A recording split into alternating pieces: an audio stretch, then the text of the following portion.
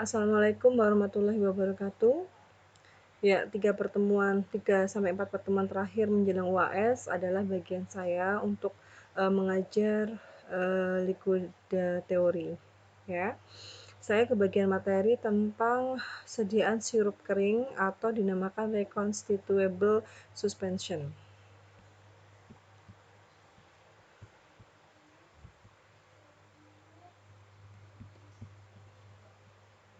Oke. Sebelum kita bicara lebih lanjut, kita perlu tahu apa sih sediaan dry syrup. Mengapa harus ada formulasi sediaan dry syrup, ya.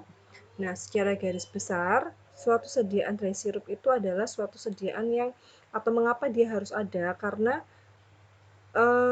sebetulnya yang dibutuhkan adalah bentuk sediaan oral suspensi, ya, bentuk suspensi atau bentuk sediaan yang diminum, tapi dengan pembawanya pelarutnya adalah air. Sedangkan problemnya adalah bahan aktifnya tidak tahan atau tidak stabil terhadap adanya air. Tapi bagaimana caranya dibuat agar dia bentuknya sediaan yang basisnya adalah air, ya. Untuk itu dibuatlah sediaan dry syrup, ya, ketika bahan aktifnya tidak tahan terhadap adanya air atau tahannya pun terbatas hanya 2 minggu, ya. Nah, sediaan dry syrup ini memiliki keuntungan karena dia lebih tahan atau lebih stabil pada saat proses penyimpanan, pada saat proses pengiriman karena tidak adanya air di dalamnya, ya. Nah, ketika akan dibuat, ciri khas dari sediaan ini perlu ditambahkan air sejumlah tertentu kemudian direkonstitusi sehingga terbentuklah dia suspensi, ya. Nah, karakteristiknya dia merupakan campuran bahan aktif dan bahan tambahannya dalam bentuk yang homogen karena dia dry syrup, artinya dia serbuk kering. Kemudian mudah dan cepat untuk didispersikan, acceptable untuk dituangkan, bentuk warnanya juga acceptable. Kemudian pada kemasannya tertera for oral suspension. Jadi agar tidak tertukar dengan bentuk sediaan lain, bentuk serbuk dry syrup itu harus diberi keterangan for oral suspension.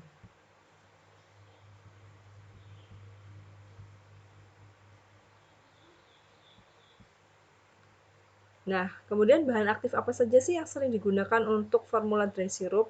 Bila Anda perhatikan, bahan aktifnya itu adalah bahan aktif yang dia antibiotik yang memang tidak tahan terhadap adanya air. Contohnya apa saja? Amoxicillin, ampicillin, cefalexin, ya, seperti itu. Nah, Anda perhatikan bahan tambahan ya. Jadi, bahan-bahan tambahan di luar bahan aktif yang ditambahkan untuk formula dry syrup adalah suspending agent, wetting agent, pemanis, pengawet, perasa, buffering agent, kemudian pewarna, anti caking agent itu artinya biar serbuknya itu masih ngajar, ibu masih ngajar.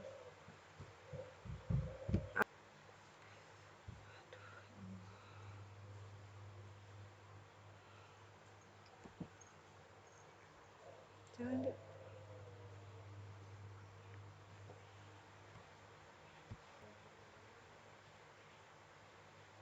Nah, kenapa tidak agar? Karena agar itu mudah ditumbuhin bakteri ya, karena dia merupakan bahan yang alami. Kenapa kok tidak karbomer? Karena karbomer itu dia butuh perlakuan khusus supaya dia menjadi suspending agent, ya. Metal selulosa juga gitu, aluminium magnesium silikat juga seperti itu. Jadi suspending agent yang ditambahkan adalah suspending agent yang dia mengembang dengan cara yang cukup cukup mudah, ya, cukup mudah, tidak tidak melalui step-step yang rumit untuk mengembangkannya.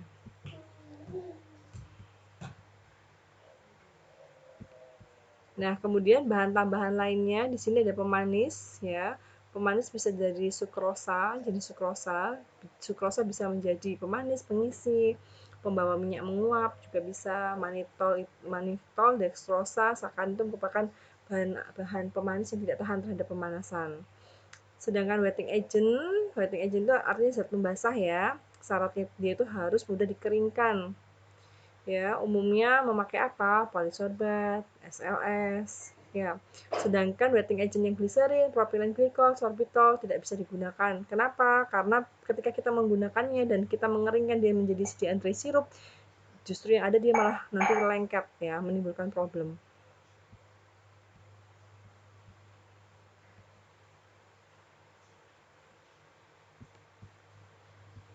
Nah, terdapat 3 metode pembuatan dry syrup. Pertama, powder blend. Jadi masing-masing komponen dicampurkan menjadi satu.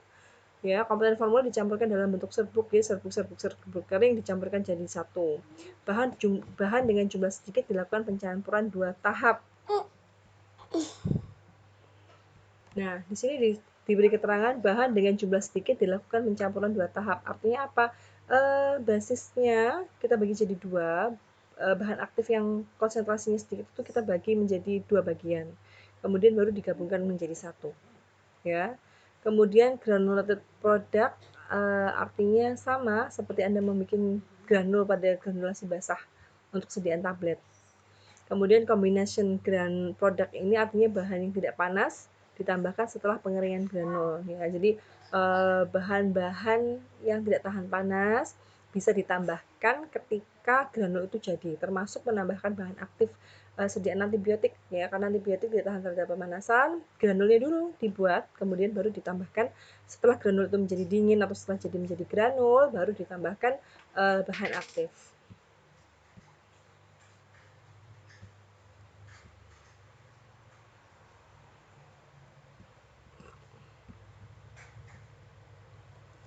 Nah, ini adalah tahapan untuk proses granulasi ya. Tahapan pertama adalah mereduksi ukuran partikel. Ada milling ya, ukuran partikel dibentuk atau dikecilkan di mesh tertentu, di ayak. Nah, di sini ada parameter kritis, maksudnya ketika proses milling ini, kecepatan milling harus diperhatikan. Kecepatan penyerbukan itu harus diperhatikan dan ukuran mesh juga harus diperhatikan. Kedua, pencampuran suspending agent, wetting agent, dan anti-foaming agent. Jadi, bahan-bahan kering dicampur jadi satu, kemudian dicampurkan dengan suspending agent, wetting agent, dan anti-foaming agent. Parameter kritis atau IPC yang harus diperhatikan apa? Kecepatan pengadukannya bagaimana, waktu pengadukannya sampai berapa, seperti itu. Setelah jadi, baru dicampur bahan aktif, ya, itu tahapannya.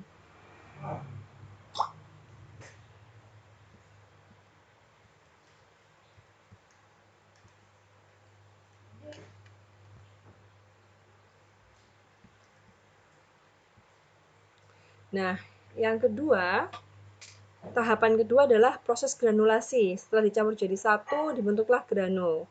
Ya, nah di sini dituliskan harus dihitung berapa cairan pembentuk massa granul yang ditambahkan. Nah, jadi pada saat optimasi itu akan diketahui, oh jumlah pelarut yang ditambahkan itu adalah sekian. Setelah jadi granul, dikeringkan hingga persen moisture content tertentu. Ya, bisa menggunakan pengeringannya pakai apa? Bisa menggunakan tray oven atau fluid bed dryer. Ya, parameter kritisnya pasti temperaturnya berapa, kemudian waktu pengeringannya berapa. Ya, kemudian diayak lagi, kemudian pencampuran terakhir. Tuh ya, tahap-tahapannya.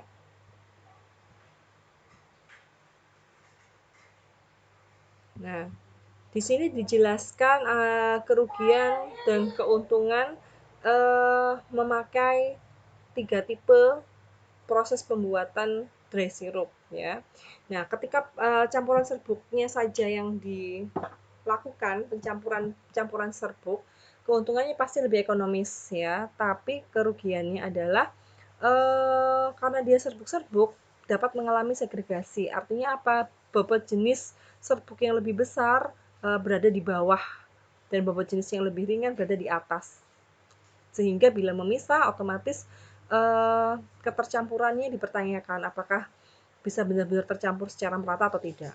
Kemudian kalau granulated product keuntungannya pasti tidak menimbulkan debu yang berlebihan. Kemudian granul yang dihasilkan juga lebih baik untuk dilihat. Kemudian kemampuan mengalirnya lebih bagus. Sedangkan yang itu ya. Kemudian kerugiannya apa? pasti biaya yang dibutuhkan semakin tinggi. Kemudian untuk bahan-bahan obat yang tidak tahan terhadap pemanasan atau bahan-bahan tambahan yang tidak tahan terhadap pemanasan itu bisa terpengaruh dengan adanya pemanasan pada saat proses granulasi basah. Kemudian bila kombinasi antara powder blend sama granulasi, apa keuntungannya? Bisa menurunkan cost pembuatan. Nah, kemudian kerugiannya apa? Ya, karena ada satu berbentuk granul dan satu berbentuk tidak granul, berbentuk serbuk, kecenderungan untuk memisah juga akan bisa terjadi, ya, bisa terjadi ketidakcampuran karena memisah akibat proses segregasi.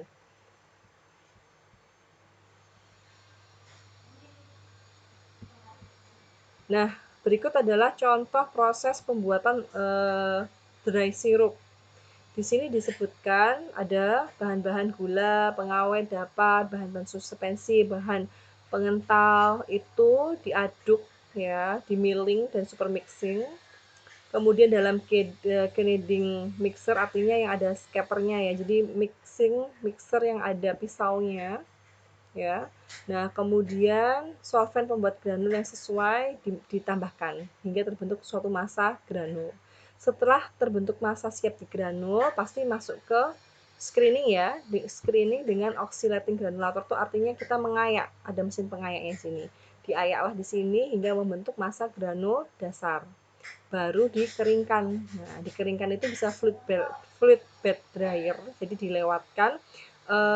dilewatkan sama udara panas yang kering hingga granulnya menjadi kering, atau dengan di oven ditata pakai panas udara yang tidak mengalir juga bisa.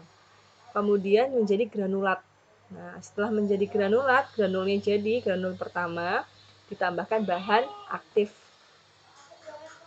Nah, kemudian dicampur dalam super mixing ya. Kemudian jadi granul kedua. Nah, kemudian baru jadi ke granul ketiga. Ya. Setelah menjadi granul ditambahkan bahan aktif itu tidak perlu diayak lagi ya. Proses pengayaan hanya nih ya, hanya 2 kali screening sama yang ini ada 2 ya, super mixer screening dengan roll compactor ya, yang satunya lagi pengeringannya pertama tapi pengayaannya 2 kali. Oke, jadi granulat ketiga siap diisikan dalam kemasan primer dan ini harus dikarantina dulu untuk proses QC IPC-nya. Apa saja organoleptisnya, bagaimana, kadar airnya memenuhi persyaratan atau tidak. Untuk kadar air harus memenuhi persyaratan ya, karena tidak diperbolehkan adanya kadar air terlalu tinggi, ada persyaratannya khusus. pH-nya sudah memenuhi persyaratan atau belum, ya.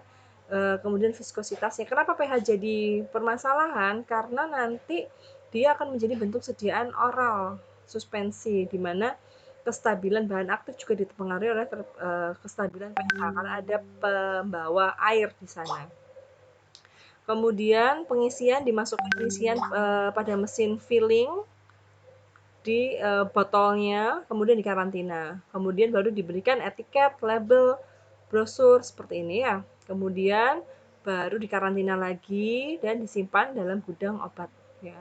Artinya setiap tahapan ini bisa terus ke tahapan selanjutnya setelah proses karantina itu hasilnya adalah rilis. Setiap pengujiannya itu hasilnya memenuhi spesifikasi.